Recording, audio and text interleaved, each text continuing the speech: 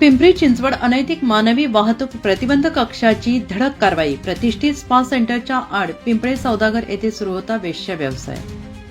The aura Thai spa या spa सेंटरच्या नावाखाली सुरू असलेल्या वेश्या व्यवसायाचा प्रकार गुन्हे शाखेच्या अनैतिक मानवी वाहतूक प्रतिबंधक विभागाने उघडकीस आणलाय आणि या कारवाईत पोलिसांनी तब्बल 5 ईशान्य आणि 2 इतर राज्यातील अशा 7, 3 नागालँड, 1 मिझोराम, 1 त्रिपुरा, 1 केरळ, 1 महाराष्ट्र पीडित महिलांची सुटका केली आहे. स्पा सेंटरचा मालक अभिजित लॉरन्स, वय वर्ष 30, राहणार पिंपळे सौदागर, मूळ तिरुअनंतपुरम, केरळ, याच्या विरोधात सांगवी पोलीस ठाणे येथे भारतीय न्याय संहितासह पिटा कायद्याप्रमाणे गुन्हा दाखल करून त्यास अटक करण्यात आली आहे. पिंपळे सौदागर येथील रोज आयकॉन बिल्डिंगमधील शॉप नंबर 201 ते 204 येथे औरा स्पामध्ये वेश्या व्यवसाय सुरू असल्याची माहिती गुन्हे शाखेच्या अनैतिक मानवी वाहतूक प्रतिबंधक विभागाला मिळाली. त्यानंतर पोलिसांच्या पथकाने बनावट ग्राहक पाठवून शहानिशा करून तेथे छापा टाकून कारवाई केली आणि यावेळी पोलिसांनी 7 महिलांची सुटका केली. स्पा मालक अभिजित लॉरन्स यांनी महिलांना पैशाचे आमिष टाकून त्यांना वेश्या व्यवसायात प्रवृत्त केल्याची माहिती उघडकीस आली आहे.